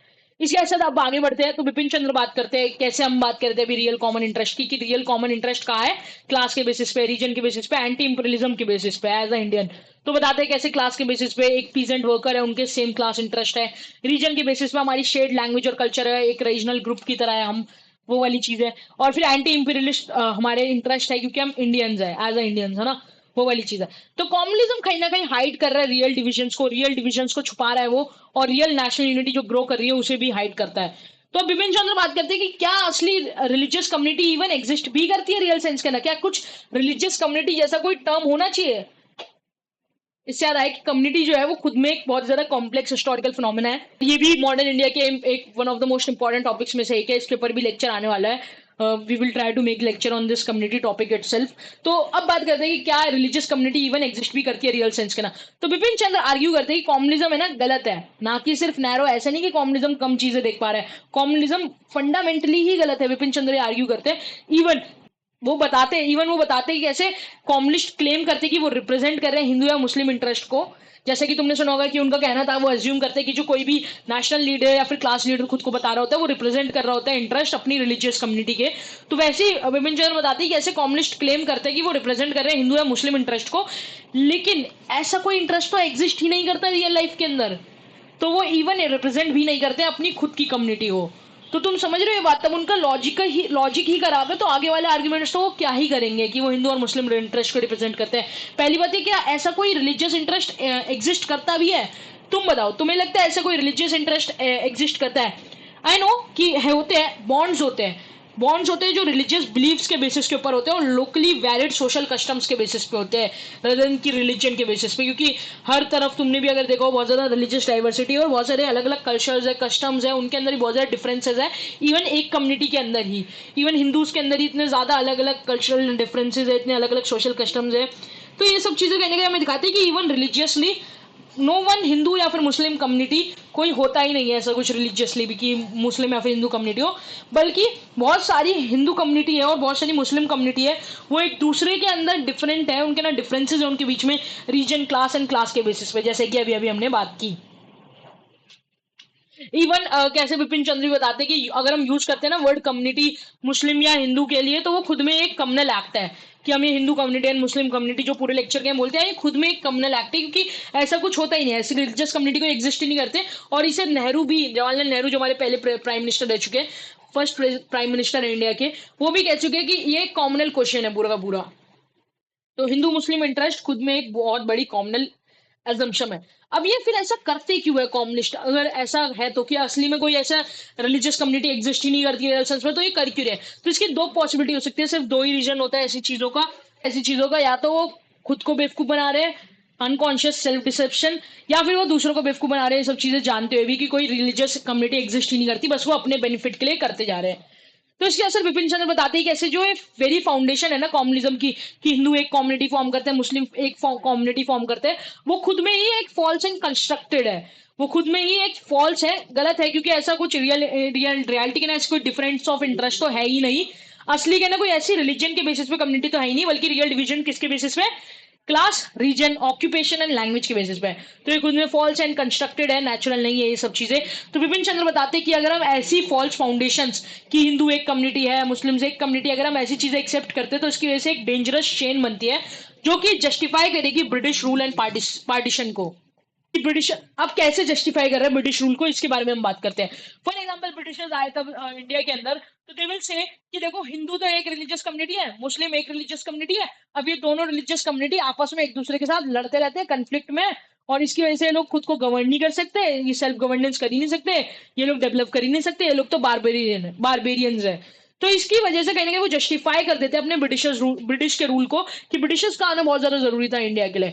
वहीं पर पार्टीशन की अगर हम बात करें, तो फिर से बोलेंगे कि भाई हिंदू कम्युनिटी अलग है, मुस्लिम कम्युनिटी अलग है, तो ये दोनों कम्युनिटी एक साथ रह ही नहीं सकती, क्योंकि इन दोनों के बीच में रिलीजियस डिफरेंसेस है। तो इसकी वजह से हमने इंडिया का पार्टीशन कर दिया, ब्रिटिश इंडिया का पार्टीशन करके हमने उसे इंडिया और पाकिस्तान बना दिया। तो ये बहुत ज्यादा जस्टिफाई कर रहे हैं इनके दोनों एक्शंस को, ब्रिटिश रूल को और पार्टीशन को, अगर हम ऐसी फॉल्स फाउंडेशंस एक्सेप्ट करेंगे। और मेरा ये मानना है कि अगर हम ये सब फाउंडेशन एक्सेप्ट करते भी है फॉल्स फाउंडेशंस, तो पहली बात करेंगे क्यों, तभी फाउंडेशन ही खुद में फॉल्स है। क्योंकि इसके सबसे पहले आंसर ना तुम लोग दोगे, क्योंकि तुम खुद बताओ, क्या तुम्हें लगता है कि हिंदू फॉर्म करता है एक कम्युनिटी, सारे हिंदू एक, या मुस्लिम सारे एक ही है, ऐसा कुछ है। ये सब मिला जुला, ये सब बस खेल है जो ये करे गए हैं कम्युनिज्म के अंदर, वो भी इसलिए क्योंकि कम्युनिज्म किसको बेनिफिट करता है, और इसके बारे में हम आगे बात करेंगे। विपिन चंद्र बताते हैं कैसे डिस्ट्रॉय करना है, इस फाउंडेशन को डिस्ट्रॉय कर देगा, इस एंटायर चेन को, जिसके अंदर हम जस्टिफाई करेंगे ब्रिटिश रूल या पार्टीशन को इन फॉल्स फाउंडेशंस को एक्सेप्ट करके। तो ये था पार्ट 1, अंडरस्टैंडिंग कॉम्युनिज्म। इसके अंदर हमने बात की सबसे पहले डेफिनेशन और बेसिक अजम्पशंस के बारे में। उसके बाद हमने बात की कैसे communal tension and communal politics के बीच में बहुत बड़ा डिफरेंस है, and communal politics is something जिसके ऊपर हमें नजर रखनी चाहिए आज के टाइम पे भी। तो सोचो इसके बारे में थोड़ा, आज के सिनेरियो, आज के पॉलिटिकल सिनेरियो को लेकर थोड़ा सोचो कॉम्युनल पॉलिटिक्स के बारे में। इसके साथ थर्ड इसने बात की क्या कॉम्युनिज्म एक मॉडर्न फिनोमेना है या फिर एक एंशिएंट फिनोमेना है। इसके साथ हमने बात की क्या रिलीजियस कम्युनिटी एग्जिस्ट भी करती है इनफैक्ट, और कैसे कैसे हमारा कॉन्टेमिनेशन हुआ है एनालिटिकल टूल्स का इन सब चीजों के बारे में बात की। अब पार्ट 2 के अंदर हम कवर करेंगे false consciousness and growth and spread of communism. तो पार्ट 2 का लिंक मिलेगा तुम्हें डिस्क्रिप्शन के अंदर, देख लेना। और अगर तुम्हें वीडियो से थोड़ा भी कुछ कंसेप्ट बिल्ड हुआ, कुछ समझ में आया हो, तो इसे लाइक करना, कमेंट करना क्या अच्छा लगा क्या अच्छा नहीं लगा। कोई सजेशन है तो वो कमेंट करो, कोई मिस्टेक है तो वो कमेंट करो, या फिर कोई क्वेश्चन है तो भी कमेंट करो। और इसी के साथ साथ सब्सक्राइब करो ऐसी कॉन्सेप्ट बेस्ड हिस्ट्री लेक्चर्स के लिए, क्योंकि I don't want to compromise with quality of education. So I hope तुम देखते रहोगे, और मिलते हैं पार्ट 2 के अंदर। Thank you very much.